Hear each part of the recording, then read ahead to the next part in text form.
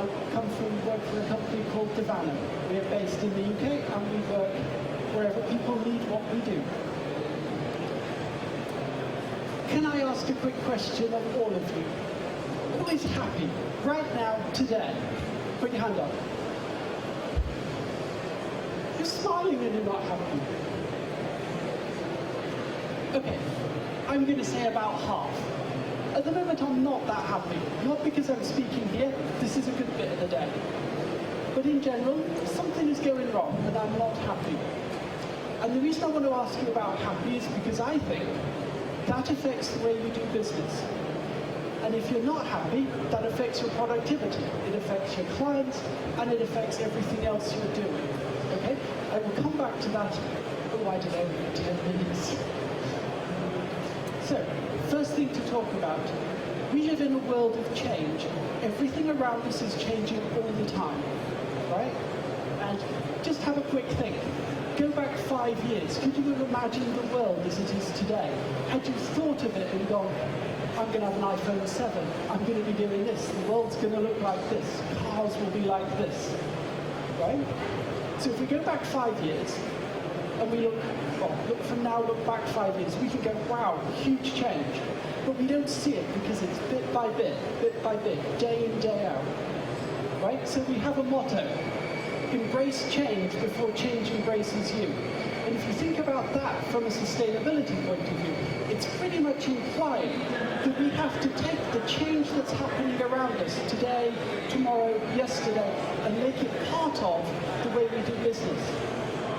Okay? So what I'd like to talk to you today about is how we're going to do that, what is important, and how we're going to make sure that everything we're doing, we are doing essentially in a way that our business organization can be here in the future. Because in my head, sustainable business means we're going to be here in 5 years, in 10 years, in 50 years. Right? That's what sustainable business really means. It doesn't mean quick buck now, kill everything, kill ourselves, call it done. We're going to be here in the future. Right? So the one commodity that we can never get back, we can't control, is time. Right? You can pay someone to do something for you, which sort of saves you a bit of time, but if you've wasted it, you're done. Right? Time cannot be recovered. It's about the only thing you can't get back. Everything else we can do something to get back, but not time. Right? So when we are thinking about how we're going to do business in the future, we have to optimize time, because it is our one resource, the one thing that we can't do anything about. Now I'm going to present to you, briefly, an overview of a framework that I have developed for exactly this purpose. Okay. Right? The framework is called Client Flow. And while it does a lot, and we only have 15 minutes, so I'm not going to explain all of what it does, just a little bit. The primary focus is on the client being first, right? The customer is the priority. Now, if I ask people in business, do you prioritize the client? Do you prioritize your customer? Absolutely everyone says to me, yes, Catherine, of course I prioritize the client. They are the most important thing that we have. Fair?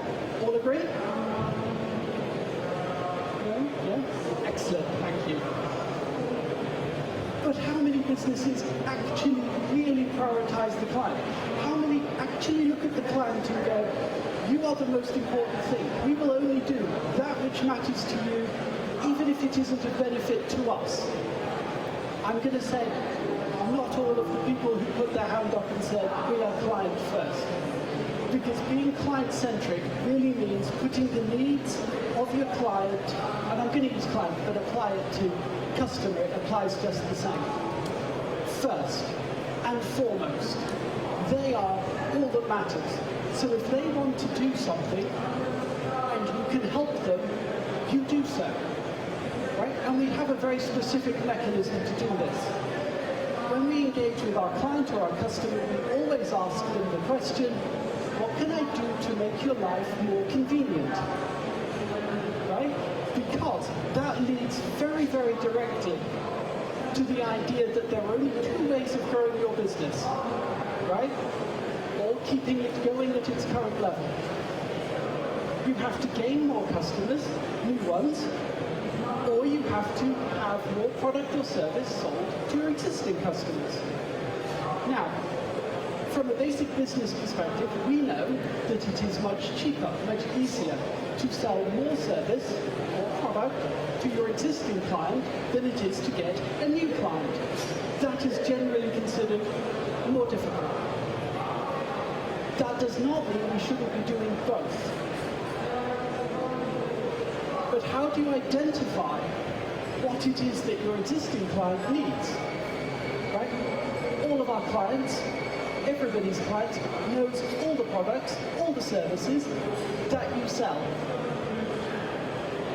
Well, actually, they probably don't. They probably only know the ones that they're interested in buying from you at the moment. Right? And that's because there are two challenges. One, they're not looking. And when they do, they tend to look for a solution to a problem they've got, but the name of your product is probably not the name of that problem. So they look across and go, oh, you don't have anything, assuming they looked in the first place. Oh, but that other company over there, they do have something. And so they go over there. But damn it, we wanted them to come over here, to us. How do you get them to come to you? That's really the question. Without killing yourself, right? That's the difficulty. You have to let them know in a way that they are going to absorb. Oh, Catherine's company does this thing. I didn't know that. Before they need it. Okay? And that's where the flow bit comes in. Actually, it's an acronym. It stands for Frequent Light Operations. And an operation in this case is talking to them, sending them information, right? We all get newsletters. Do you all get newsletters? Right? How many of you read the newsletter? Some of the time? Occasionally? Because why? It doesn't apply to you most of the time. And you get millions of them all the time. But if I was to send you we'll call it a newsletter, for the sake of simplicity. If I was to send you a newsletter that only had things in it you were interested in, would you read it? If I sent to you, not every day, but let's say once a month, would you read it? Probably. Because you know from experience that what you got, somebody had sat down and thought about and gone, you know what, I like what you're doing.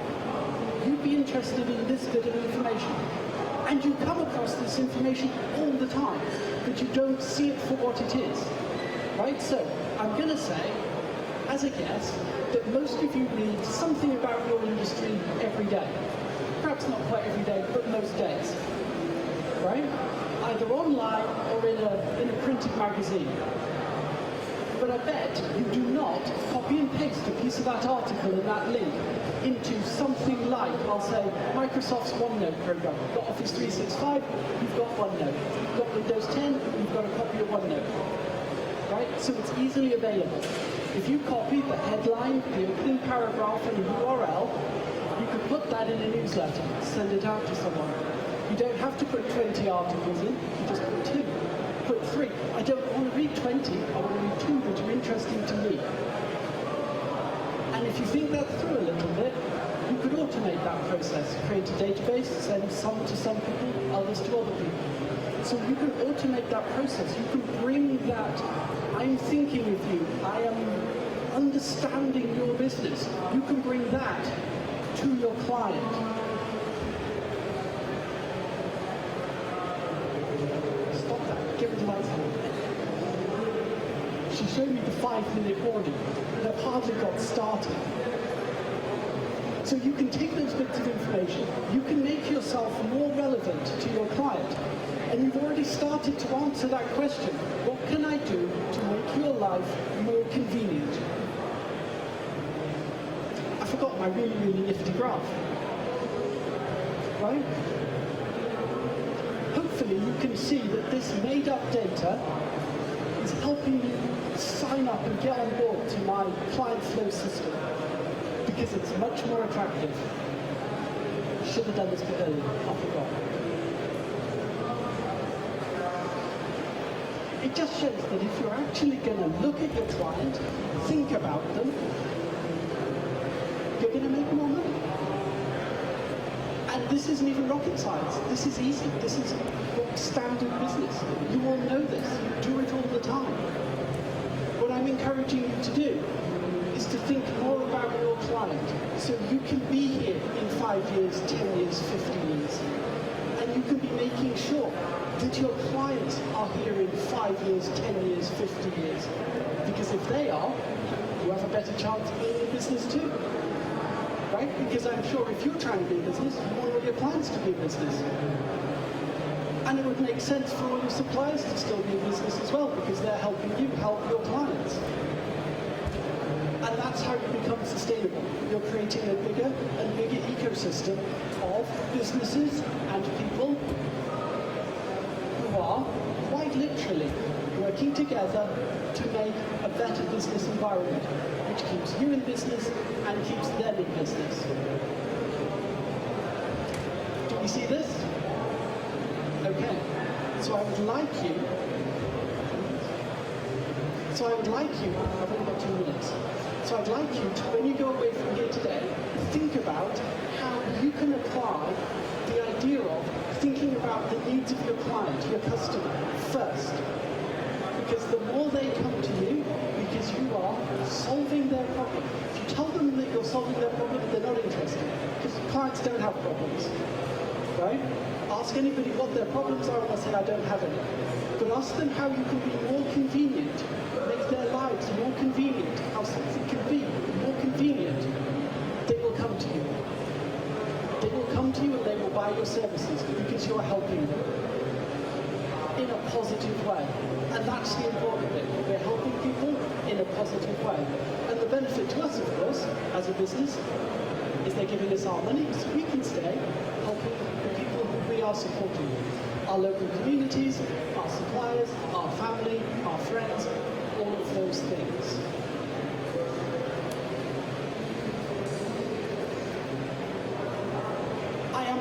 I had planned to say, are there any questions? But there is no chance that I will hear any of them. So what I will say is, thank you for listening. If you would like to talk about anything I have flown through in the last, surprisingly, 15 minutes, please feel free. I will be hanging about aimlessly for 10 minutes afterwards, or until I run out of people to talk to. So thanks very much.